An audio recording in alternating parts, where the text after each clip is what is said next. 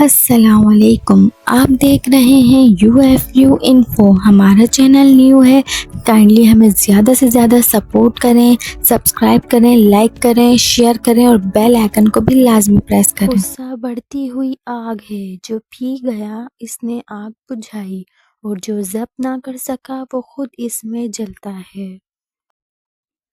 کسی کتے کے آگے ہڈی ڈالنا فیاضی نہیں، یہ فیاضی اس صورت میں ہوتی ہے جب اس ہڈی کی ہمیں بھی اتنی ہی ضرورت ہوتی ہے جتنی اس کتے کو ہے۔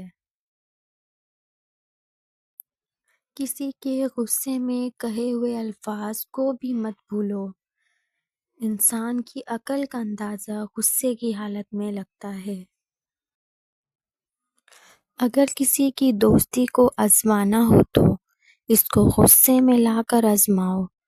غصے میں کہی اس کی ہر بات حقیقت ہوگی۔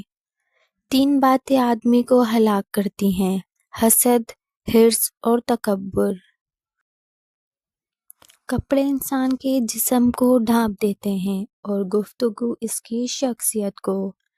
برے کاموں کی سزا ضرور ملتی ہے، لیکن سزا کا انتقام مختلف ہو سکتا ہے۔ اگر دنیا اور آخرت میں کامیابی چاہتے ہو تو اللہ کے بندوں سے اچھا سلوک رکھو۔ اگر کسی کی تکلیف کو دیکھ کر تمہیں تکلیف ہونے لگ جائے تو سمجھ لینا تم اللہ کے بنائے ہوئے بہت بہترین انسان ہو۔ اللہ پر مکمل یقین ہے تو اس کی مخلوق سے نہ گھبراؤ۔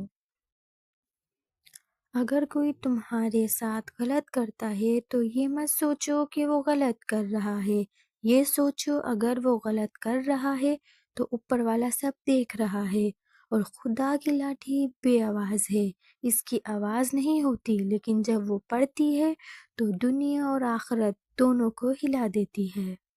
جس کو غصہ دیر سے آتا ہے بہت ہی عقل مندی ہے، اور جو بہت جلد غصہ کرتا ہے وہ اپنی بے وقوفی ظاہر کرتا ہے۔ اپنے آپ کو اس وقت تک انسان نہ سمجھو جب تک تمہاری رائے غصے کے زیر اثر ہو۔ خاموشی دانش مندی کی علامت تو ہے ہی، لیکن اس سے کبھی کبھی حمایت کا ثبوت بھی ملتا ہے۔